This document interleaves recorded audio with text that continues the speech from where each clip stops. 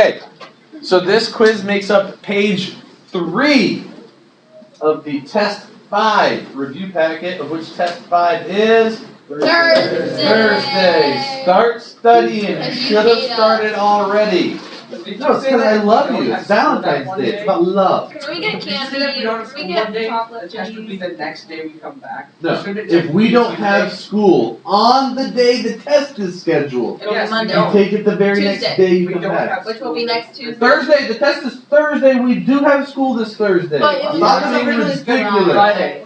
You have this form that says there's Yeah, Mr. So it should Campbell. be you haven't put it Tuesday. anywhere. When I say we don't, Yeah, that really is I not mean, fair. if school I gets prepared- canceled. I prepared School exactly. wasn't canceled Friday. It was an But- originally scheduled thing. So it's No, one day no. after, as in Tuesday. How about Wednesday? Should we think of Wednesday? How about Yeah. next Yeah. week? Yeah. Yesterday. You want to take it tomorrow? Keep arguing. I'll just keep moving Give it to us right now. Okay. I feel like you're my Right mother. now.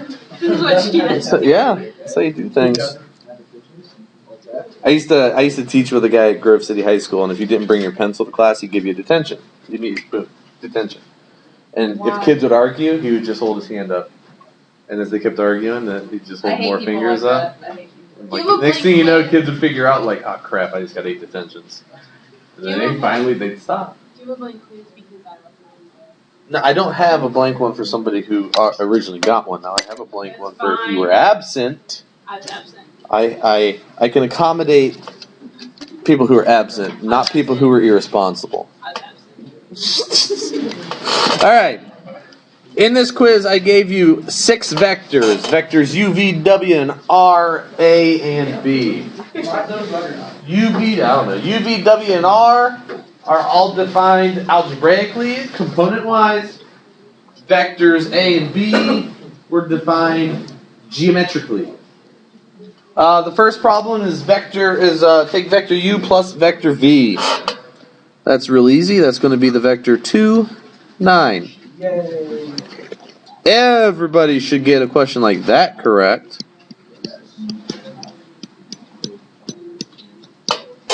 Did everybody get that one right on the quiz? Yes. Yes? Good. So I don't need to put that one that easy on this Thursday's I'm test. just kidding. I missed it. I missed Wait, it. that's the answer. Everybody's lying I now. didn't even answer it. Okay. 2 ones I forgot to add. I don't know how I Number 2. Should we go for Adam? Jacob left it blank. Find the magnitude and direction of vector W. The magnitude is the Pythagorean theorem. So you do the square root of the horizontal component squared plus the vertical component squared. And so you get the square root of 5. Yes. Direction is 160. So you get square root 5 or 2.236 as the magnitude. Okay. For the direction, I think it was assumed that the angle you give is an angle from the positive x-axis, kind of like on our unit circle, right? So, to find the direction angle, you do the inverse tangent of the vertical component, -1, divided by the horizontal component, which is 2. And because that vector is pointing into quadrant 4, you do not need to add 180. You just do that inverse tangent just the way it is. So we say inverse tangent of -1/2. Why is it pointing? Yes! Yeah! Woo! Vector W, I did something right 2, right. down 1. Oh. Right? Positive 2, -1. That's pointing into quadrant 4. I can do simple math. Check me out. Girl. Yeah, that'll also work. So it's not negative Right. 0.447 degrees. It's negative 26.565 degrees. Okay, how did you get that again? Inverse tangent of the vertical component divided by the horizontal I component. did the inverse side. So, Wait, what angle were you, can you like draw it really good? Like what angle was This triangle right here. I mean, really, we should be at the point where we can convert back and forth without triangles. It is literally, as when you want to convert component to geometric, you do the square root of the horizontal Yeah, I component got square that plus right. vertical I got component that square. right. You do the inverse tangent of the vertical component divided by the horizontal Is it component. always gonna be tangent then? Because if you draw the picture, that's your opposite, that's your adjacent. So yes, but if you're using these two numbers, you always have to use an inverse What are you talking about tangent. conversions? Oh, What? no. He's gonna start yelling. No, but really. Can I get through, can we answer one question before going to the next? But what about conversions? I thought you were still on Okay. So, you do it's the opposite over the adjacent, the vertical component over the horizontal component. Those are the two sides of a right triangle, right? I understand Then- that. I'm just saying, like, what, I don't know what angle you're trying to find. No, I didn't. The angle the vector makes with the positive x-axis. But it's going down. I can't So, draw so it makes sense we got a negative. anyway. The only scenario when we would add 180 Is if the horizontal component is negative. Okay. So if I were asking you to find the angles of all four of these algebraic vectors, you would add 180 for V and R. You would not add 180 for U or W. So you can see here, I actually gave you four vectors. This one points into quadrant 1, this one points into quadrant 2, this one points into quadrant 4, this one points into quadrant 3. So that is a wide variety. So if you're preparing for Friday's or Thursday's test, maybe try converting all four to geometric form. Okay? But so we don't add 180 because it was in quadrant 4. That's an angle in quadrant 4. That's great. Make sense? Okay, number 3, also pretty easy. 3W minus 2R. Shh. Let's cool it, guys. So let's get 6 negative 3 plus 12 14. So we get 18 11. Everybody should have gotten that one. Then number 4, 2B plus A. Okay, this one's a little bit more challenging for sure because B and A were defined geometrically. So to me, you have two choices. You either do the problem geometrically, draw the triangle, solve the triangle, use the triangle to get the angle in magnitude, or convert them both to component so that then the addition is really easy. No, those are two very different. I'll do both methods, but they're very different. But if you're going to do that, you might want to convert back to since the vectors were originally presented in geometric form. I think really you should present your answer in geometric form, though I didn't specify. So ultimately, who cares? Are you allowed to use long signs for that? Or I mean, like. Yes, you can. It's silly and ridiculous, but you can. Yeah. Because instead, if you have a 90-degree angle, instead of using long sines, you should use SOHCAHTOA. Right? But yeah, you can do it. It'll work. You're always going to have a sine 90, which is 1. Okay. So if we're doing this geometrically, let's say this is vector 2b, so it's a length of 8, and it has an angle of 135 degrees. Then coming out of its tip is an angle that vector that makes an angle of 30 degrees and has a magnitude of 3. Agreed? So, 2b, b has a length of 4, 2b has a length of 8. Okay? So your resultant vector is going to be a vector like this. So far I know two sides of this triangle. I also have enough information to know that this angle right here is 75 degrees.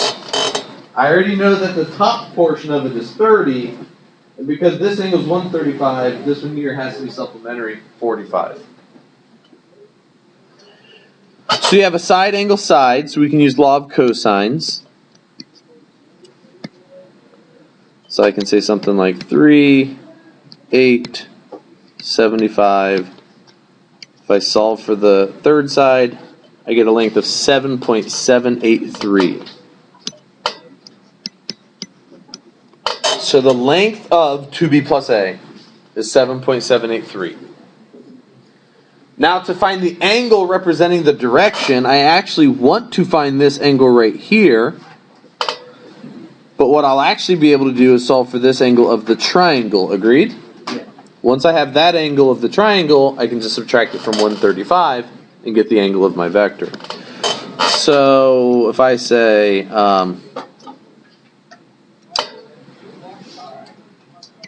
7.783, 8, and then the opposite side is 3, I can solve for the angle, and I get that angle right there is 21.859. Right? And they're calling that Z.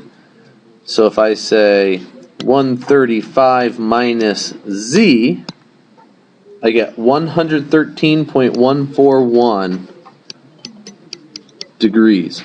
So there's the magnitude, there's the angle representing the direction of the answer vector. Agreed? Wait, that's the answer. Yeah. Yeah. I'm asking you what 2b plus a is, so your answer is going to be a vector. That's a vector, right? What is a vector? Something that has a magnitude and a direction. You found a magnitude, you found a direction, that's a vector. I have. Yes. How do you do it using the sign and stuff? Okay. Now what you alternatively could have done was first convert these two vectors to component forms, right?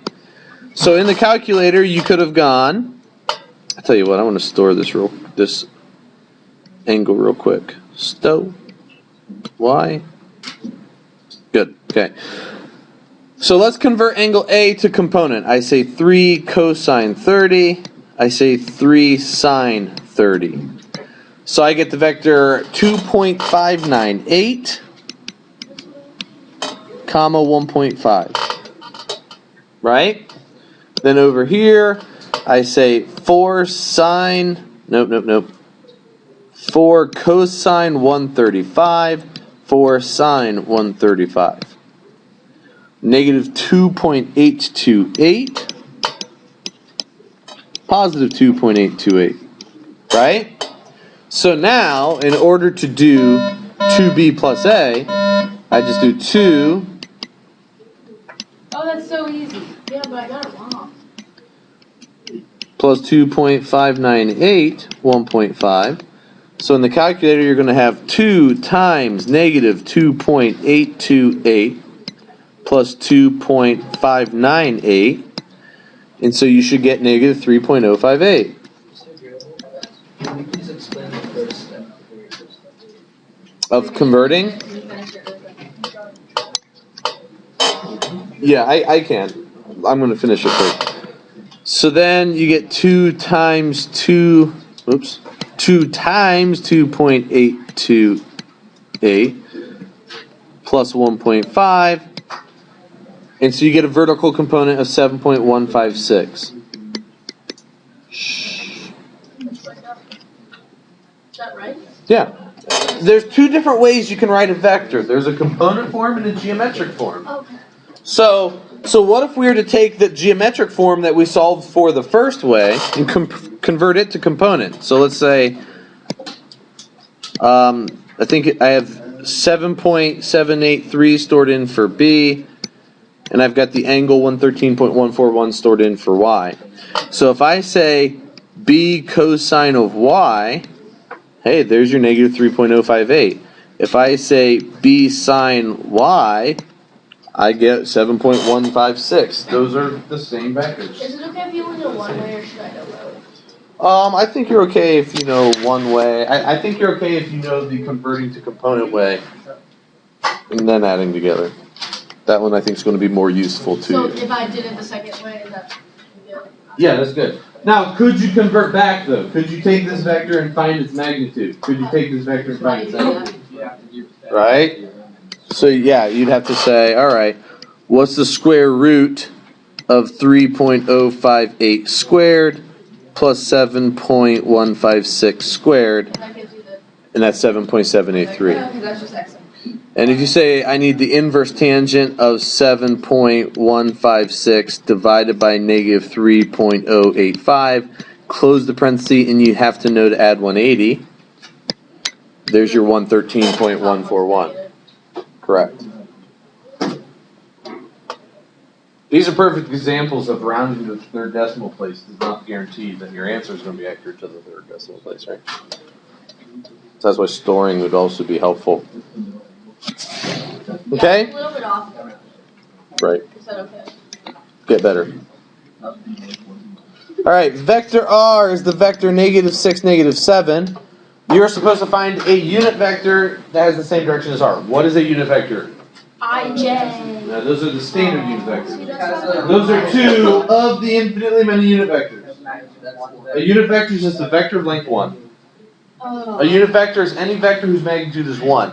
So you have to find the unit vector in the same direction as R. So you got to take R and shrink it down so that its length is just 1. That's okay. So let's find the length of R. The magnitude of vector R is the square root of 36 plus 49. So you get the square root of 85. So if I create a scalar 1 over the square root of 85 and multiply it by the vector R, you get the vector -6 over radical 85, -7 over radical 85. Guaranteed that vector has a length of 1, and guaranteed it is pointing in the exact same direction as the original vector R So was. first you take the. Find the length, put it underneath 1, multiply by that scalar you just created. How does that? I understand the process, but like, why is that? The length, the original length was radical 85. What happens if you multiply radical 85 by 1 over radical 85? What do you get? Small number. 1. 1. What do you get anytime you multiply something times its reciprocal? Oh, I 1. didn't know. Okay, never mind. Right. I got you. So any questions on the first 5? Oh, that makes sense. Number 5, I got remember you. this. -6 over radical 85 plus -7 over radical 85. Yeah, that's the same thing. That's great. Yeah. You can use a column matrix like this. You can use those angled brackets, or you can use IJ notation. I don't care. Those are all equivalent forms of writing a component vector. Okay, for the ij, is it equal anything? I is the vector 1, 0. J is the vector 0, 1. You write it. I got the 6 over radical 85 I plus 7 over radical 85 j. Is that equal? No. That is your vector. That is your Wait. final answer. Okay, I understand the whole process, but what did we just find? Like something. We just found a unit vector in the direction of R. That's what was found. That's a vector that has the same length as this vector, R, but only has a length of 1 instead. You just said that the same place, but it only has a length of 1. Same direction. Sorry. Oh, same direction. Vector R is a vector that looks like this. That vector we just found, this guy here, looks like this. Okay. Does that make sense? Same direction, but length, magnitude of 1 guaranteed. 1 over the hypotenuse. 1 over its length, not hypotenuse. Yes, magnitude. Okay, let's look at number 6. We've got 2 cranes holding up a 20,240 pound box. I know the wording is a little bit weird. It says lifting. It's holding it in place. So that box is actually isn't going anywhere. Right? It's not moving up. It's just holding it there, it's lifting it. Like, I'm lifting this pen. But I would have graded it. If you truly misinterpreted it and just found a vector greater than 2,240, I would have graded it accordingly. You still would have got full credit. I do agree that works. It's a little weird. So we're going to approach this problem from the standpoint that it's just holding it in place. This is word for word copy from your textbook. This was an even numbered homework problem. How many force vectors are acting on this box? 2, 3. 3. 3. You've got this force vector pulling in the direction of this rope.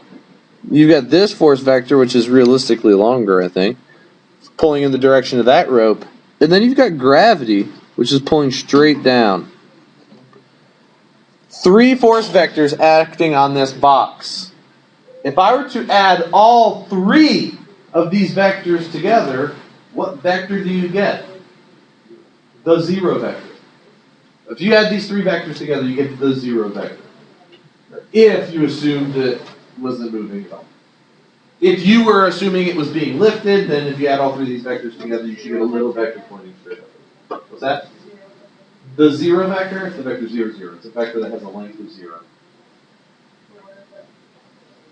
It's a nothing. Right? If I push you with a force of 0 pounds, what's going to happen to you? Is that the answer? No. That just means I apply a force of 0 to you, right? If the box, if I, what kind of force is acting on this water bottle right now? Gravity. There's 2 forces. And Gravity is a force. Gravity is pulling it down with some, like maybe pound of force. The desk is applying an equal and opposite force straight up against it. That's why it's not moving. If that desk wasn't there to apply an equal and opposite force against it, what's going to happen to the bottle? The bottle's If dry. the only force acting on this bottle of water is gravity, you're going to see it moving. Right? That's so cool. So because this bottle's not moving, and we know, because I know there's a force of gravity pulling down on it, but I don't see it moving, there's a force acting in the opposite Question, direction. what would happen if the force of death? Huh? What would happen if the force of death was You see it going up. How would a force, how would it So like this. force? I don't understand that. It's But like how, like, because the desk can't move, that's hard. Right. You can't. It should just make no sense to me. What doesn't? I don't understand how a desk can be equal to that. Like force wise. Like If it wasn't equal, then it would be falling. See, like, how come it doesn't work the other way, like down here, it's like touching the desk, that's Okay, I'm gonna take a piece of paper. Let's see. Jared's quiz from weeks ago. I haven't gotten around to grading yet. Or mine. I'm gonna roll it up into a roll. Alright? And I'm gonna put the water bottle on top of it. Alright? Odds are if I let go, what's gonna happen to this piece of paper? It's gonna unfold. I can tell you right now, based on how I feel, it's gonna crunch. Right? Why? Because it cannot provide a force opposing the force gravity is pulling down on this thing with. And so it would just crunch. What? For every action, there's an equal and opposite reaction. Yeah. So for gravity pulling down, the desk For is the pushing paper. up. Well, yeah, but there are a lot more vectors. When that paper crunches, there are a lot of vectors, force vectors, going into the act of crunching the paper. So yeah, you got gravity pulling down. You've got the paper pushing up a little bit, but not enough. And you've also got a bunch pushing out, and that's where the paper goes. And then it all equals out. Okay? So,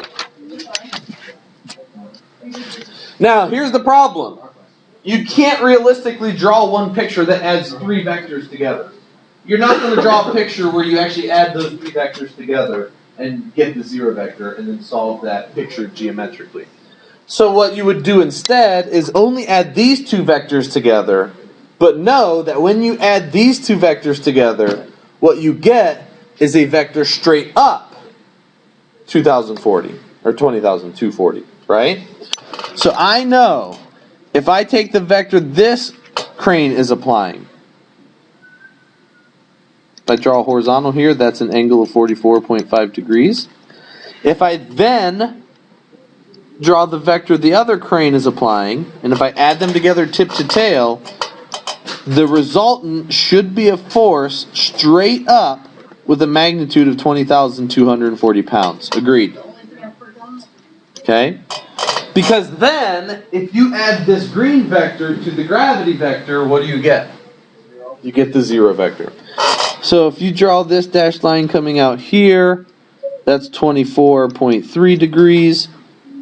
Because that resultant vector is straight up, this angle right here is 45.5 degrees. By alternate interior angles, this one here is 45.5, so 44.5. 44.5 plus 24.3 is 68.8. Did anyone put in the quiz? One person. I did not give options to the later classes. Yeah, I heard that. What do you mean? It wasn't an optional quiz for them. I told them not to turn it in. Why? Well, because inevitably somebody in my second and fifth period class would show it to them. Oh, I didn't know that. Like, by letting you walk out with them, that kind of makes it completely unfair for the later classes to have that advantage of being able to see it. Did the person that turned it in? I don't know. I didn't grade it. I said one person. No, I'm not grading it. I gave it back to him. How much would these It would have been like a 24-point quiz. 4 points apiece. So you got all three angles. You got one side. You can use law of cosines. Can anybody whip up those law of cosines real quick and give me numbers? That's what I meant. Law of sines. 15,484.094.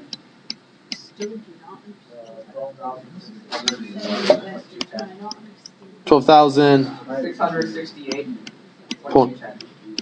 Now those seem realistic to me, right? They add up to something slightly 27,000. That seems like what would be the case. They should add up to more than 20,000. Yeah, I don't remember offhand, but anybody else get those same numbers? these are for gravity. How would you attach subtract like those? What's that? How would you throw out what you would subtract? Subtract. Yeah. You're not going to subtract vectors very often in a word problem. Not one that's actually like a word problem. If it was more of a graph of some three-dimensional line, you use vector subtraction a lot in problems like that, but not forces or velocity. So. Not exactly sure. Where did gravity? Yeah, I was about to ask. What's that? Where did gravity exactly sleep? Like, why did we have to? The box isn't moving, but yet gravity is. There's three vectors acting on that box. One for each rope, and gravity pulling it down. Those three vectors added together equals 0. Meaning, the two rope vectors added together equal the opposite of gravity. So that's how I created my picture. This rope force plus this rope force equals the vector that will oppose gravity. That's the only thing we have to use. Right.